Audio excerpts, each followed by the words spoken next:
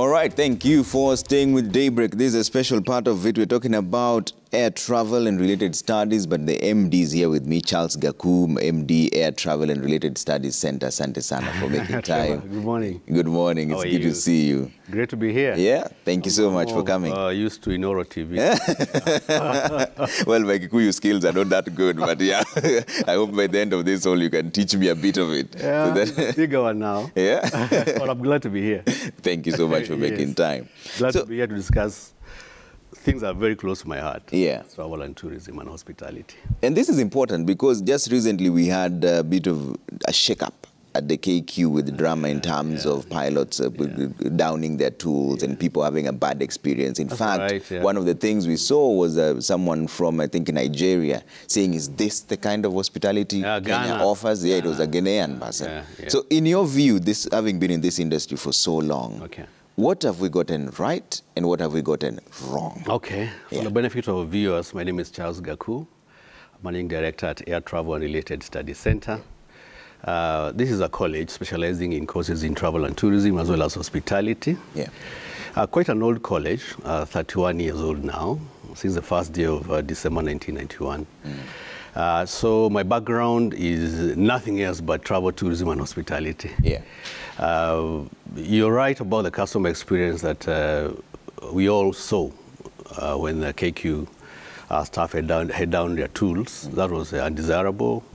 It was poor, and it was not very well handled, in my opinion. Yeah. And it does not send a good message out there. Because our industry is about perceptions. If you're happy, it even shows. If you're not happy, again, it shows. So that was off the mark. I think KQ would have done a better job. And I did not see a lot of training on customer handling skills and conflict management or how to approach difficult customers being practiced for the 3 or 4 days that the pilots were on strike. So training needs to come in, and not just for the aviation industry or KQ for that matter, but for the entire industry. And that is why Air Travel and Related Studies Center, my institution, is very important in this regard. Yeah. Yes. And one of the causes I see here is front office operations and administration. Yes. So tell me a little bit about this course that you offer and how this have applied in the situation where there was a standoff. Oh, yeah. They handled better, or they handled the wrong way, and what would you teach them on this particular one? Okay. Trevor, you know, anytime I come to Royal Media Services, I always meet a lady there. Very good customer service skills and very good reception skills and customer handling skills. When I talked to her this morning, she told me that her training is not in the front office background. And when I look at it, if only she could add a training, another cap to her feather, she would be very good. Front office is all about reception skills, how to receive customers or passengers for that matter, when they arrive at the hotel or when they arrive at your airline to check in. Yeah. Providing a good service, and you're actually the face of the company that you work for. For example, the lady that is there represents Royal Media Services by the skills that she expounds out there. So hotels and airlines as well as tour companies also need people with proper reception skills. It's a short course that we offer for 1 year. Yeah. And our students are all over the world. In Qatar, Dubai, you'll find them in major 5-star hotels and the reception areas of those properties. Yeah. Yes. And there's still more. I mean, I also see here international travel and tourism. I see international tour guiding, air cargo management. What would you have taught your students, especially here at the International Air Cargo Management? Because there was a bit of a backlog. I'm relating this to things that people are seeing now because they'd want to know what do they get when they come to Air Travel and Related Studies Center and how this could have been handled, especially International Air Cargo Management, because there are quite a number that, how do you handle a crisis, basically? Now, I'm trying to get free lessons here from you. You know, the advent, since the advent of COVID-19, the cargo business has actually grown 2- or 3-fold. Why?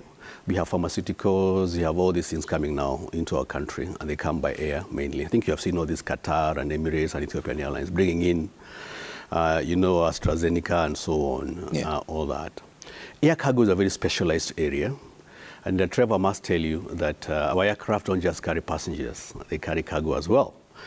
In fact, mega carriers in Africa, for example, Ethiopian Airlines, during the COVID period actually converted passenger aircraft into what you call cargo aircraft, the freighters as cargo, because business is booming.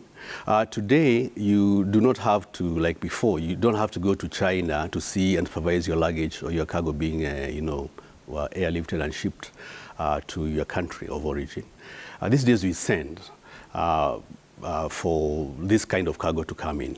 So this business has grown. As a matter of fact, Trevor, I get approached by Qatar Airways and Emirates. They want to get trained people in the industry, because cargo is all about how do you handle this particular cargo. An aircraft carries a lot, carries flowers, carries fruits, vegetables, carries radioactive substances, dangerous goods, and so on and so forth. So we don't have enough people to handle, to work in the area of air cargo. 1 year ago, we have FedEx, now coming into our country, straight on. Before, they were coming in as an agent. Now you have the aircraft itself coming into a country, and that's a good indication that the business is coming up. So air cargo is one of the courses that I really encourage. That's a 2-year program. I really encourage our youngsters and those who are leaving Form 4 this year, or even those who have already left, to venture into the business. The opportunities are there for employment, not just in the country, but in the entire world.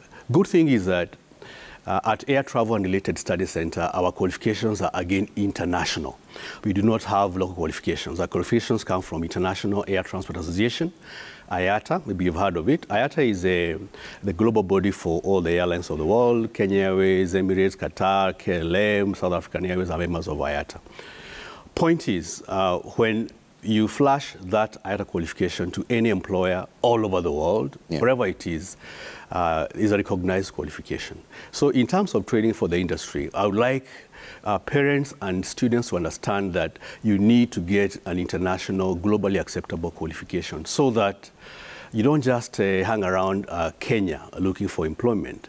These qualifications are very much sought after. Actually, there's no substitute for IATA programs. It has to be an IATA qualification, because this exam is set by them, moderated by them, and the qualification provided also by IATA. So most importantly is to think about international qualification for our youth. Yeah. That means that our youth will go out there, bring in foreign exchange for our country, and our country will prosper. And I think, Trevor, you are very much in need of a foreign exchange at this particular moment. I'm interested because I see mostly the intake is happening right now. When is it? Yes, it is. Intake is on the whole of November.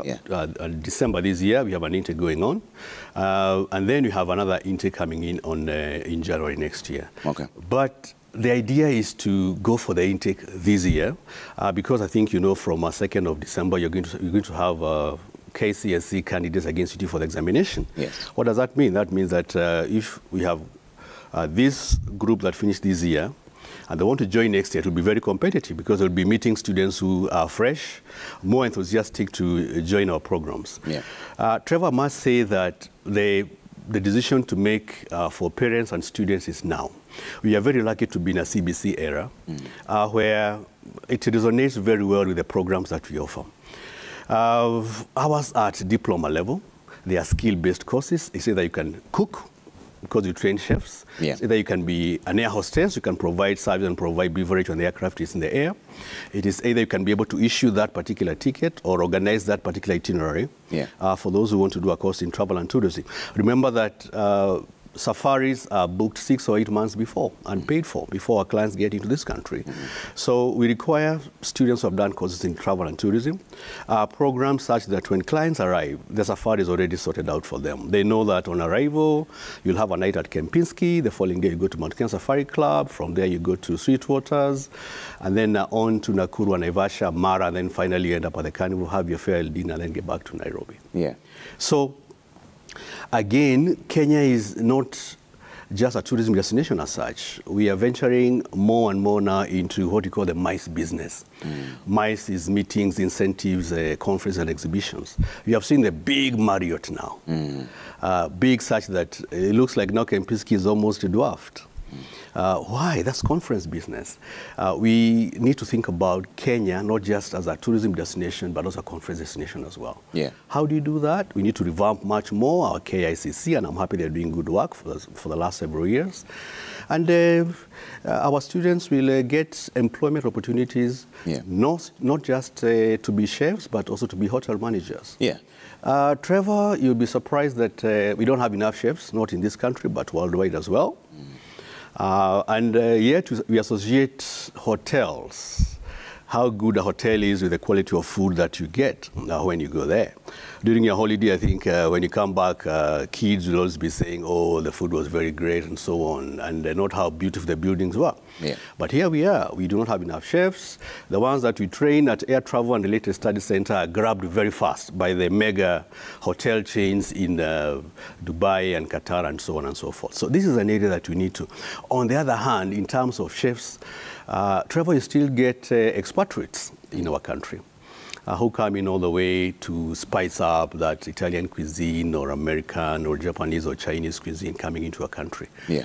We train at Air Travel and Related Study Center chefs who can work or who will master cuisines from all over the world. So that when a client gets into a country, they're able to have that pizza and say, this is the same pizza that I have in Rome or Milano. When they have sushi, they say, this is what we have in Tokyo and Osaka. Yeah. So the standards must be universal. The issue about training, Trevor, is that you cannot say, oh, I'm going to train to serve Kenyans. If you're really serious about this business, then you need to train according to international standards. Yeah. That means that you don't have a way. There's no other way of doing it but to go 5-star. Yeah. And 5-star means what I appreciate in Kenya, I should also appreciate in Manchester, in Sydney, should appreciate the same service in Tokyo or Switzerland and so on. We all know that the father of food production and culinary arts is the French. Yeah. But standards are standards, and people expect the finest at the moment. Yeah. So hotel management is another area, Trevor, that we have not also exhausted. You still have expatriates. Yeah, and it's interesting that you talk about standards, because how does the Air Travel and Related Studies Center keep up with the changing world? Because you said something very interesting, that we need to revamp a few of our sites that people get attracted to. You also mentioned that when you go out with your family, they come back and talk about how great the food was. They don't talk about the buildings that much. No. So how are you keeping with the times at the Air Travel and Related Studies Center? We don't just ensure that the training is up to date. Yes, we don't just train our students. We train also our staff. During our short breaks over Christmas holiday, we attach them to 5-star hotels. You're talking about a chef or a front office lecturer or a front office in food and beverage service and sales or in housekeeping. You attach them to various 5-star hotels that we have in Nairobi for them to be in touch with what are the current happenings in the industry. Our industry is very quick-paced, and I must thank at this juncture all those players, 5-star hotels that help us as far as this kind of training is concerned. Now, another component that you also need to think about, and this is not just for hospitality, but also in travel and tourism, is a good training institution, Trevor, is as good as the industrial attachment that it provides. Internships. I'm aware that I could be the only one at Air Travel and Related Study Center that guarantees industrial attachment. I have a 31 years experience in this particular field. Most of the colleagues that are general managers now or airport managers or even airline station managers in Kenya, or perhaps classmates at Kenya Utalii College, or I've come in contact with them throughout my 30 years of training. So we guarantee industrial attachment. The industrial attachment must be at a 5-star, whether it's at the airport, whether it is in the hotels or in restaurants. Yeah. What I mean by that is very few of us are able to guarantee industrial attachment. This is very vital. I have seen many institutions saying or issuing letters to students who may be concerned, please go and find yourself an industrial attachment, and you cannot be able to graduate if you don't get one. Yeah. We need to forge links as trainers to be able to work with the industry. The industry is quick-paced, the industry evolves, the industry has changed almost unrecognizably since the days of COVID. Post-COVID, the industry is quite different, and we have to catch up with this. So industrial attachment is very important, and I would urge many industries not to rush for the training budget as the one to slash when things are not doing very well in the industry. It is normally the first one to go. You want to scale down on the training, scale down on the human relations aspect, and that comes with a lot of detriment to the industry as far as training is concerned. Yeah, Mr. Charles, I see a lot of the courses here. Yes. What would you say is the best combination? Because I see your international hotel and catering management, international culinary arts, food production, international travel and tourism, international tour guiding. Or is it based on talent or desire? But which, according to you, in your experience of 1 year, would be the best combination if I was to start today so that I'm an all-round? It's like asking me among my family who is my Exactly. You know, you're making me go back to my profession. I'm a tour guide by profession. Yeah. A tour guide is a person who takes our clients around the national parks and national reserves. The job is to interpret the flora and fauna and the culture of the peoples of this African region. My worry today about the tour guiding program is that we have, with all due respect, an aging profession that is going to be phased out 4 or 5 years' time. This is a worry because our current youth do not recognize this particular industry as a career. Yet, remember that when clients get into a country, they are not able to see each and every of the 54 or 55 million people that we have in this country. They're able to see the tour guide, and the tour guide will pick them up at the airport, take them around the national parks and reserves, and then drop them at the airport where they get to see a lot of the country and go back home. So a tour guide is the client's 95%. Yeah. And yet you're talking about a youth, both male and female, who are not quite enthusiastic about joining this profession.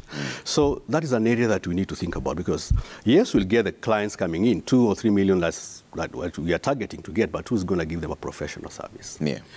One more area that I feel is extremely a good area that those people who want to join the industry can actually venture into and even self-employ themselves is the area of travel and tourism. Okay. Issuing air tickets, making reservations, organizing safaris and so on is something that you can do from home with your laptop. Of course, you have to get the necessary licenses and so on and so forth. You don't require a lot of space to be able to do that. But as I talk about favorite courses as well, it is very important to also address the issue of cabin crew. Kenyans are very well known and they represent us very well with mega carriers like Emirates and Qatar and Etihad and everywhere that you go. The other time I was in Chicago, and I was surprised on an American airline being served by our Wanjiru, who I trained 14, 15 years ago. So these professions are there. These openings are there. I think a half of the industry did not come back after COVID. Those who are in the industry did not come back after COVID. So you look at the openings that are there in our industry. But then you ask me also about passion. Yeah. These are skill-based courses. It's either you have the passion or you don't have the passion. It's either you like cooking or you don't like cooking. It's either you like meeting people. It's either you have people skills or you don't, even if you can learn. Yeah. Most importantly, we must say, Trevor, that these are openings that are there for our young people. I think by 35, 40, you find a lot of cabin crews not willing to fly because they have done it over years for 14, 15, even 20 years. So the entry point after KCSE is the way to go. And we also need to embrace languages. At Air Travel and Related Study Center, we teach languages so that they can go hand in hand with the main program that we offer. Our languages are carefully selected. If you want to take a course in cabin crew, for example, Arabic is important because, your prospective employer will be the Arabian carriers, those carriers in the Middle East. If you want to take a course in food production or you want to be a chef or hotel management, then French is important. Most of the French terms, most of the food terms are in French, including chef. Chef means chief, chef de cuisine, the boss of food. Menu is simply a list of what it is that you offer. So a language, again, goes hand in hand, so that you don't aim at working in a Kenyan situation only. You aim at working anywhere in the world. There's a new emergence, and this is very localized. It's very Kenyan, and it's also an emerging area that I also like our young people, as well as those who have quite a bit of experience, also think about. Banqueting and event management. Today, you don't have to worry that I have this ceremony, is it a graduation, or whatever it is. I don't know how the food you look like. You can hire outside catering people to do it. But are they trained properly, Trevor? They have the passion, they have the enthusiasm to cater and do banqueting events, prepare that nice cake, whether it's a wedding cake, whatever the ceremony is. But they are not up to scratch as far as the training is concerned. So we polish those people. Trainers must then get out of those classrooms and go and look for corporate business, cater for weddings and so on. And not even that, they should also go to the 5-star hotels and airlines and teach them on the current corporate requirements for those who want to fit in the industry and move to the next generation and even far beyond. Yeah. So somebody who's watching this right now and they're wondering either they themselves are these potential students or they're even parents and they're thinking maybe my child should do this.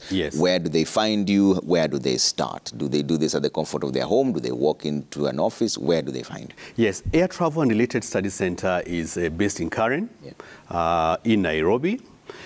We made a deliberate effort, Trevor, to be a full boarding institution. For those who have finished their KCSE, so these are about 18, 19 or 20.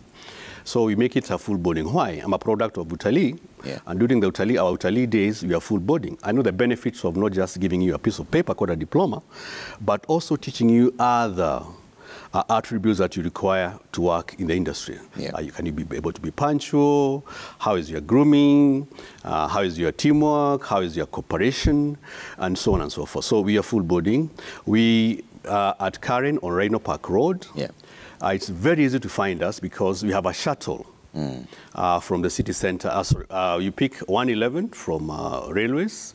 You alight at Karen Shopping Center. We have a shuttle from Karen Shopping Center to the school on Dagoretti Road. Again, why do you want to be a boarding school? Because we cater for 9 different nationalities in our country, in our continent. We have students, of course, from Kenya, Uganda, Tanzania, Zambia, Zimbabwe, Malawi, Botswana, Rwanda and Burundi, and of course, Ethiopia and Eritrea. We want to have a melting point of culture. That tells you a lot about training, that in the other East African regions, Kenya is a market leader, is a flag bearer for training in travel and tourism in the hub that we call the East and Central African region. You could also ask me about the fees that we offer. What fees is it that we charge? I told you we are boarding school, so it will constitute accommodation, meals, of course, and tuition.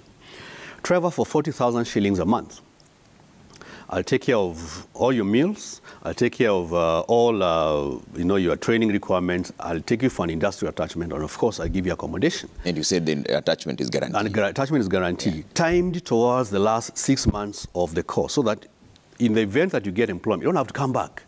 And say, oh, I cannot take this job, I'm sorry, because I have to go back to school and so on. Yesterday, I released a group of 75 students to start the industrial attachment at TradeWinds.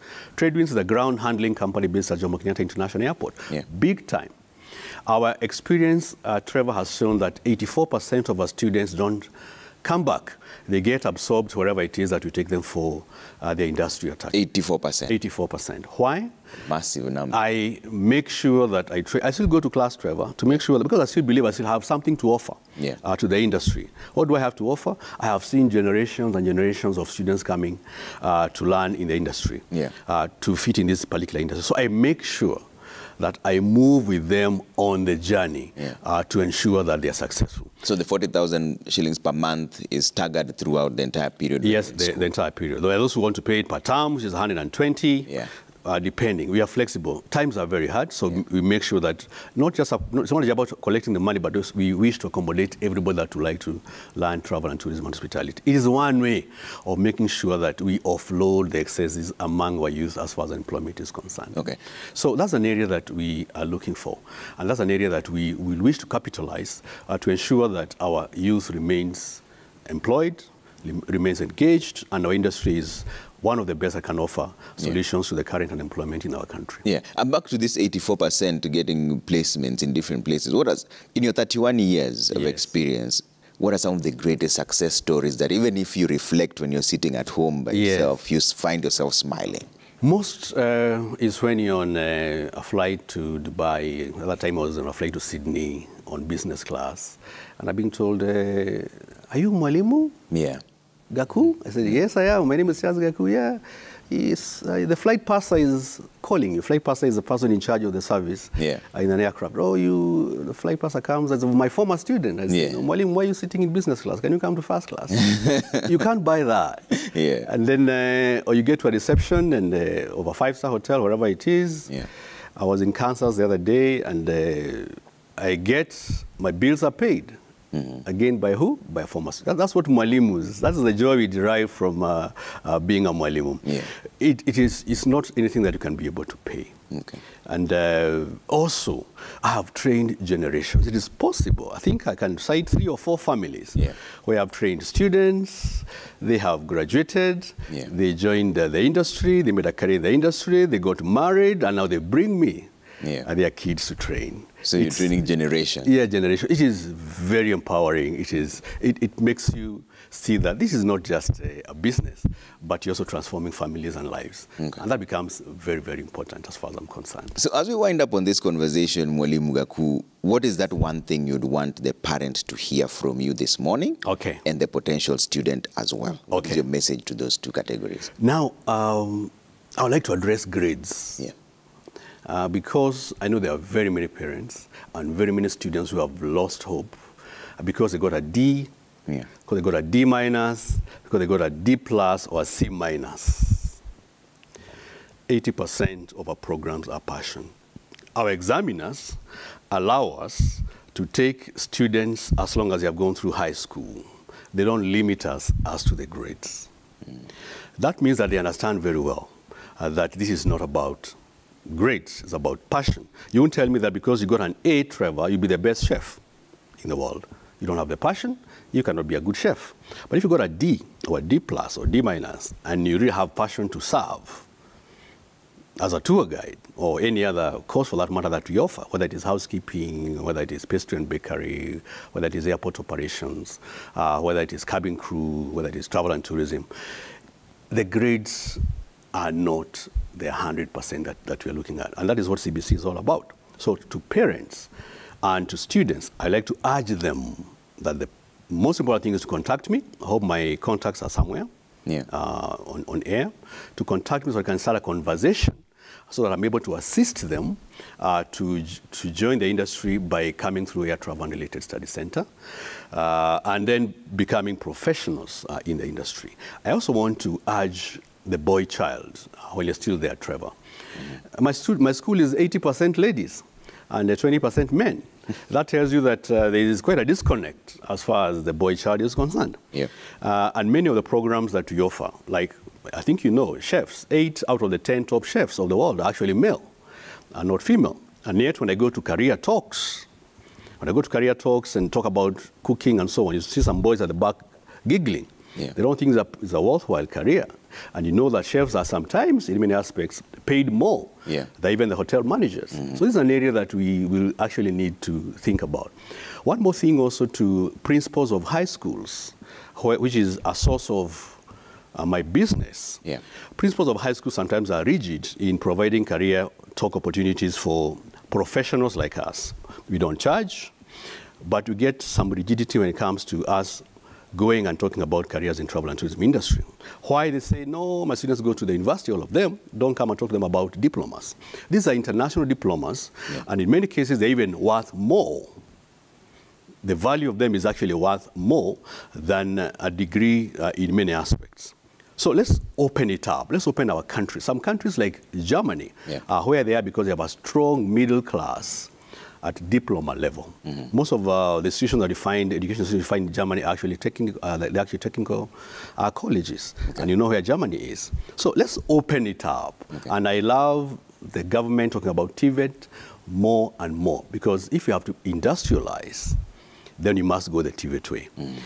Out of every degree holder, you require 7 at TVET level for work to go on. And that is true for every industry. For every hotel manager, whether they have a degree, you require 7. You require somebody at the reception, somebody in housekeeping, you require a chef, you require somebody in food and beverage service and sales. So let us open it up for our youth. Okay. Yes. Thank you so much for making time for us this morning. Mwalimu Charles Gaku. Asante sana. Director, Air Travel and Related Studies Center. We've been running their contacts down there. He says there's a lot of hope out there. It doesn't matter what grade you got, as long as you have the passion to survive, you will always have a chance at life. Yeah, there's several courses there. Tune in, check in their website as well. There's www.airtravelcenter.ac.ke. Check out the courses that are there. They're quite interesting, number of them, including international languages, front office operations and administration, and most importantly, get in touch with them and find out what the future holds for you. All right? Bye for now. My name is Trevor Mbija. Coming up next, it's Cooking Tips with Willis Bazuraburu. But there may be some of the chefs who are also trained